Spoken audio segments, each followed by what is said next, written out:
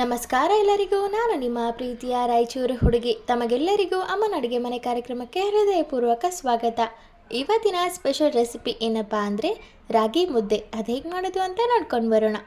ಮೊದಲಿಗೆ ಈ ರಾಗಿ ಮುದ್ದೆನ ಮಾಡಲಿಕ್ಕೆ ನಾನಿಲ್ಲಿ ರೆಡಿಮೇಡ್ ಆಗಿ ಅಂಗಡಿಯಲ್ಲಿ ಸಿಗುವಂತಹ ರಾಗಿ ಹಿಟ್ಟನ್ನ ಬಳಸ್ಕೊತಾ ಇದ್ದೀನಿ. ನೀವು ಬೇಕಿದ್ದರೆ ರಾಗಿನ ತಂದು ಅದನ್ನು ಬಿಸ್ಕೊಂಡು ಕೂಡ ಬರ್ಬೋದು, ಆದರೆ ನಾನು ರೆಡಿಮೇಡ್ ಹಿಟ್ಟನ್ನ ಬಳಸ್ಕೊತಾ ಇದ್ದೀನಿ.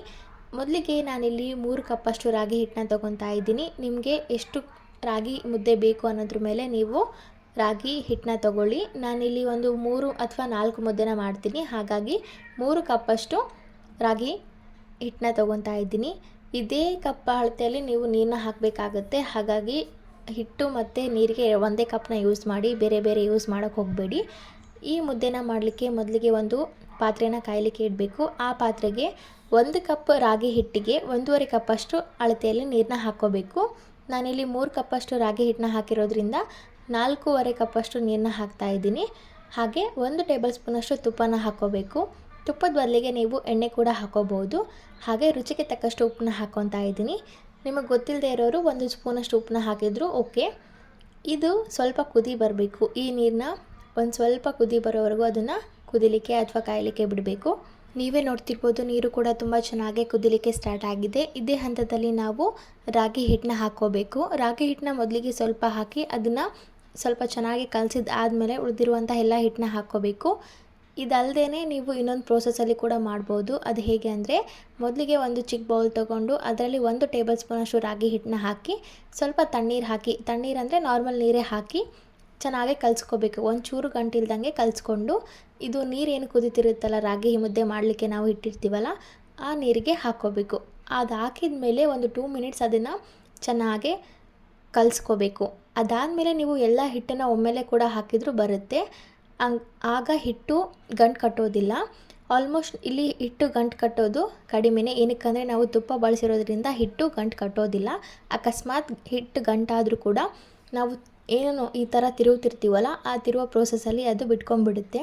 ನೋಡ್ತಿರ್ಬೋದು, ನಾನಿಲ್ಲಿ ಮಧ್ಯೆ ಸ್ವಲ್ಪ ನೀರನ್ನು ಬಳಸ್ಕೊತಾ ಇದ್ದೀನಿ. ಏನಕ್ಕಂದರೆ ನಾವು ಹಾಕಿರೋ ಹಿಟ್ಟಿಗೆ ಸ್ವಲ್ಪ ನೀರು ಬೇಕಾಗಿದೆ ಅಂತ ಅನಿಸ್ತಾ ಇದೆ, ಹಾಗಾಗಿ ನಾನು ನೀರನ್ನು ಹಾಕ್ತಾಯಿದ್ದೀನಿ. ಅಥವಾ ರಾಗಿ ಮುದ್ದೆ ಸ್ವಲ್ಪ ಸಾಫ್ಟಾಗಿ ಬರಬೇಕು, ನೀರು ಇನ್ನೂ ಬೇಕು, ಅದು ಹಿಡಿಯುತ್ತೆ ನೀರು ಅಂದರೆ, ಇದೇ ಹಂತದಲ್ಲಿ ನೀವು ನೀರನ್ನ ಹಾಕ್ತಾ ಹೋಗಿ, ಹಾಗೆ ಕಲಿಸ್ತಾ ಹೋಗಿ. ನಾವು ಹಿಟ್ಟನ್ನು ಎಷ್ಟು ಚೆನ್ನಾಗಿ ಕಲಿಸ್ತೀವೋ ಅಷ್ಟೇ ಚೆನ್ನಾಗಿ, ಅಷ್ಟೇ ಸಾಫ್ಟಾಗಿ ಮುದ್ದೆ ಬರುತ್ತೆ. ಹಾಗೆ ಒಂಚೂರು ಗಂಟಿಲ್ದಂಗೆ ಬರುತ್ತೆ. ಮುದ್ದೆ ಮಾಡೋದು ಎಲ್ಲರೂ ದೊಡ್ಡ ಕೆಲಸ ಅಂತಾರೆ, ಆದರೆ ಟೆಕ್ನಿಕ್ ಗೊತ್ತಿರೋರಿಗೆ ಅದು ತುಂಬಾ ಸುಲಭ. ಒಂದು 5 ಮಿನಿಟ್ಸಲ್ಲಿ ಮುದ್ದೆ ಆಗೋಗ್ಬಿಡುತ್ತೆ. ಅದು ಕಲಸೋದು ಒಂದೇ ತಡ. ನೀರು ಕುದಿಯೋಕ್ಕೂ ಟೈಮ್ ಹಿಡಿಯೋಲ್ಲ, ಅಥವಾ ಕಲಸಿದಾದ್ಮೇಲೆ ಮುದ್ದೆ ಕಟ್ಟೋಕ್ಕೂ ಟೈಮ್ ಹಿಡಿಯೋದಿಲ್ಲ. ಬರೀ ಅದು ಈ ಪ್ರೋಸೆಸ್ ಮಾತ್ರ ಸ್ವಲ್ಪ ಟೈಮ್ ಹಿಡಿಯುತ್ತೆ ಅಷ್ಟೇ. ಅದನ್ನು ಒಂದು 5-10 ಮಿನಿಟ್ಸಲ್ಲಿ ಆಗೋಗ್ಬಿಡುತ್ತೆ ಅಷ್ಟೇ. ಈ ಮುದ್ದೆಗೆ ಉಪ್ಸಾರು ಕೂಡ ಮಾಡ್ತಾರೆ, ಅಥವಾ ದಂಟಿನ ಪಲ್ಯ ಅಂತಾರೆ, ಬೇರೆ ಬೇರೆ ಸಾಂಬಾರ್ಸ್ ಜೊತೆ ತಿಂತಾರೆ, ಅಥವಾ ನಾನ್ ವೆಜ್ ತಿನ್ನೋರು ನಾನ್ ವೆಜ್ ಜೊತೆ ತಿಂತಾರೆ. ನಾವು ನಾರ್ಮಲಾಗಿ ಬೇಳೆ ಸಾರಿಂದನೇ ತಿನ್ನೋದು. ಮುದ್ದೆ ಜೊತೆ ಬೇಳೆ ಸಾರು ತಿಂತೀವಿ ನಾವು.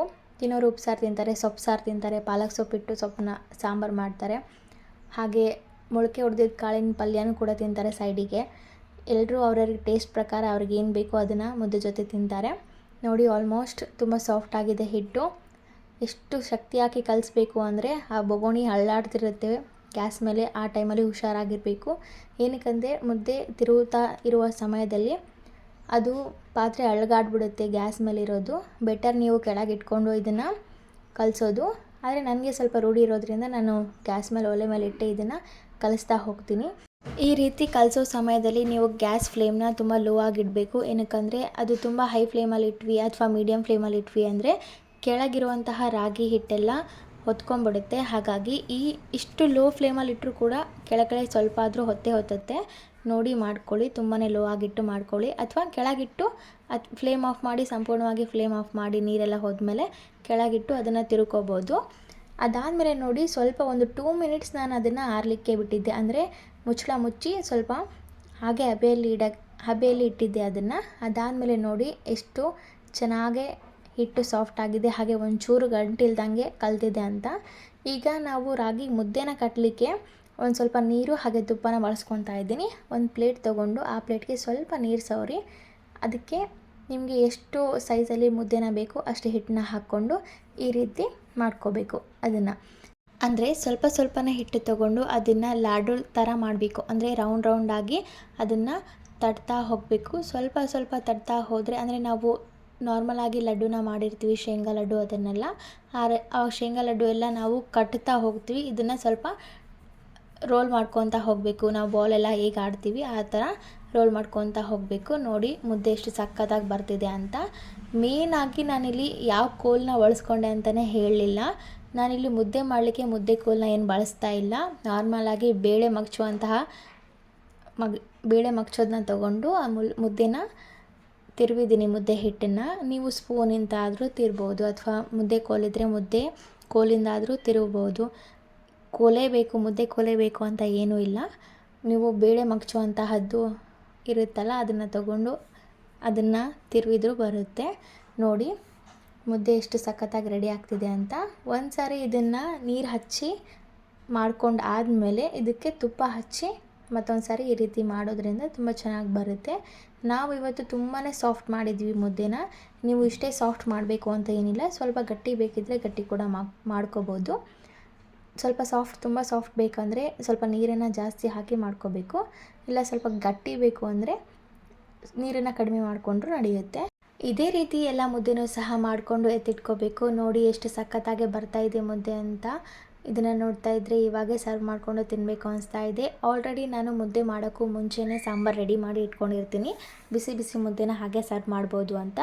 ನಾವಿಲ್ಲಿ ತೊಗೊಂಡಿರುವಂಥದ್ದು 3 ಕಪ್ಪಷ್ಟು ಹಿಟ್ಟು. ಇಲ್ಲಿ ನಾವು 4 ರಾಗಿ ಮುದ್ದೆನ ಮಾಡಿದ್ದೀವಿ. ಅಂದರೆ 2 ದೊಡ್ಡ ಸೈಜಲ್ಲಿ ಮಾಡಿದ್ದೀನಿ, 2 ಚಿಕ್ಕ ಸೈಜಲ್ಲಿ ಮಾಡಿದ್ದೀನಿ. ನನಗೆ ಸ್ವಲ್ಪ ದೊಡ್ಡ ಸೈಜಲ್ಲಿ ತಿನ್ನೋಕ್ಕೆ ಇಷ್ಟ ಆಗೋದಿಲ್ಲ, ಹಾಗಾಗಿ ಚಿಕ್ಕ ಸೈಜ್ ಮಾಡ್ಕೊತಾ ಇದ್ದೀನಿ. ಇದನ್ನು ನೀವು ಹೇಗಾದರೂ ಮಾಡ್ಕೋಬೋದು, ತುಂಬ ದೊಡ್ಡದಾಗಿ ಮಾಡ್ಕೋಬೋದು ಅಥವಾ ಚಿಕ್ಕದಾಗೂ ಮಾಡ್ಕೋಬೋದು. ಸೈಜ್ ನಿಮ್ಮ ಟೇಸ್ಟ್ ಪ್ರಕಾರ. ನೋಡಿ ಮತ್ತೊಂದು ಸಾರಿ ನಾನು ಇದಕ್ಕೆ ತುಪ್ಪನ ಹಚ್ಚಿ ಈ ರೀತಿ ಮಾಡ್ಕೊತಾ ಇದ್ದೀನಿ. ಎಷ್ಟು ಸಖತ್ತಾಗಿ ಬಂದಿದೆ ಮುದ್ದೆ ಅಂತ ನೀವೇ ನೋಡ್ತಿರ್ಬೋದು. ರಾಗಿ ಮುದ್ದೆನ ತಿಂದು ರಾಗಿ ಥರ ಗಟ್ಟಿಗಾಗಬೇಕು ನಾವು ಕೂಡ. ಈಗಿನ ಕಾಲದಲ್ಲಿ ಎಲ್ಲರೂ ಬರೀ ಪಿಜ್ಜಾ, ಬರ್ಗರ್, ರೈಸ್ ಅದು ಇದು ತಿಂದು ತುಂಬ ವೀಕ್ ಆಗ್ತಿದ್ದಾರೆ. ನೋಡೋಕ್ಕೆ ಚೆನ್ನಾಗಿರ್ತಾರೆ ಆದರೆ ತುಂಬಾ ವೀಕ್ ಇರ್ತಾರೆ ಒಳಗಿನಿಂದ. ಆದರೆ ನಾವೆಲ್ಲರೂ ಮುಂಚಿನ ಅಡುಗೆನೇ ತಿಂದು ಮುಂಚೆ ಊಟ ತಿಂದು ತುಂಬ ಗಟ್ಟಿಗಾಗಬೇಕು. ನೋಡಿ ಇಂಥದ್ದೆಲ್ಲ ತಿಂದರೆ ಯಾವ ವೈರಸ್ ಕೂಡ ಬರೋದಿಲ್ಲ, ಎಲ್ಲ ಓಡೋಗ್ಬಿಡುತ್ತೆ. ಈ ಥರ ನೀವು ರಾಗಿ ಮುದ್ದೆನ ಮಾಡಿಕೊಂಡು ಉಪ್ಸಾರು ಜೊತೆ ಅಥವಾ ಬೇಳೆ ಸಾಂಬಾರು ಜೊತೆ ನಿಮ್ಗೆ ಯಾವ ಸಾಂಬಾರು ಬೇಕೋ ಆ ಸಾಂಬಾರನ್ನ ಮಾಡಿಕೊಂಡು ಅದ್ರ ಜೊತೆ ಸ್ವಲ್ಪ ತುಪ್ಪ ಹಾಕ್ಕೊಂಡು ಸರ್ವ್ ಮಾಡಿಕೊಂಡ್ರೆ, ಹಾಗೆ ಜೊತೆಗೆ ನೆಂಚ್ಕೊಳ್ಳಿಕ್ಕೆ ಮೊಳಕೆ ಕಟ್ಟಿದ ಕಾಳು ಪಲ್ಯ ಮಾಡಿಕೊಂಡ್ರೆ ಇನ್ನೂ ಸಖತ್ತಾಗಿರುತ್ತೆ. ಎಲ್ಲರೂ ಕೂಡ ಈ ಮುದ್ದೆ ರೆಸಿಪಿನ ಖಂಡಿತವಾಗೂ ಟ್ರೈ ಮಾಡ್ತೀರ ಅಂತ ಭಾವಿಸ್ತೀನಿ. ಎಲ್ಲರೂ ಮುದ್ದೆನ ತಿಂದು ತುಂಬಾ ಸ್ಟ್ರಾಂಗ್ ಆಗಿರಿ, ತುಂಬಾ ಹೆಲ್ದಿ ಆಗಿರಿ. ಹಾಗೆ ಇದನ್ನು ತಿನ್ನೋದ್ರಿಂದ ನಮಗೆ ತುಂಬಾ ಪೌಷ್ಟಿಕಾಂಶಗಳು ಸಿಗುತ್ತೆ. ಹಾಗೆ ಇದು ಒಳ್ಳೆ ಡಯಟ್ ರೆಸಿಪಿ ಕೂಡ. ಯಾರ್ಯಾರು ವೆಯ್ಟ್ ಲಾಸ್ ಮಾಡೋಕ್ಕೆ ಇಷ್ಟಪಡ್ತೀರಾ, ಹಾಗೆ ಯಾರ್ಯಾರು ಡಯಟ್ ಮಾಡ್ತಾ ಇದ್ದೀರಾ, ನಿಮ್ಮ ಡಯಟಲ್ಲಿ ರಾಗಿ ಮುದ್ದೆನೂ ಕೂಡ ಸೇರಿಸ್ಕೊಳ್ಳಿ. ಇದು ರಾಗಿ ಮುದ್ದೆ ಮಾತ್ರ ತುಂಬಾ ಸಖತ್ತಾಗಿ ಟೇಸ್ಟಿಯಾಗಿ ಬಂದಿತ್ತು. ಇದನ್ನು ತುಪ್ಪದ ಜೊತೆ ಸರ್ವ್ ಮಾಡ್ಕೊತಾ ಇದ್ದೀವಿ, ಹಾಗೆ ಬೇಳೆ ಸಾರು ಜೊತೆ ಸರ್ವ್ ಮಾಡ್ತಾ ಇದ್ದೀನಿ. ಈ ರೆಸಿಪಿ ನಿಮಗೆಲ್ಲರಿಗೂ ಖಂಡಿತವಾಗಿ ಇಷ್ಟ ಆಗಿದೆ ಅಂತ ಭಾವಿಸ್ತೀನಿ. ಈ ರೆಸಿಪಿ ನಿಮಗೆಲ್ಲರಿಗೂ ಇಷ್ಟ ಆಗಿದ್ದರೆ ನಮ್ಮ ಯೂಟ್ಯೂಬ್ ಚಾನಲನ್ನು ಲೈಕ್ ಮಾಡಿ, ಶೇರ್ ಮಾಡಿ, ಕಮೆಂಟ್ ಮಾಡಿ, ಹಾಗೆ ಸಬ್ಸ್ಕ್ರೈಬ್ ಮಾಡಿ. ಧನ್ಯವಾದಗಳು.